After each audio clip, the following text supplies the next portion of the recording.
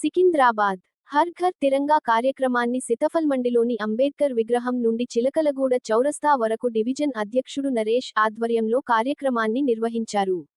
ఈ కార్యక్రమానికి ముఖ్య అతిథులుగా మహంకాళి జిల్లా అధ్యక్షుడు భరత్ కుమార్ గౌడ్తో పాటు మహంకాళి జిల్లా ప్రధాన కార్యదర్శి మేకల సారంగపాణి పాల్గొని కార్యక్రమాన్ని ప్రారంభించారు. ఈ కార్యక్రమంలో వివిధ పాఠశాలల విద్యార్థులు బిజెపి నాయకులు కార్యక్రమానికి హాజరై కార్యక్రమాన్ని విజయవంతం చేశారు.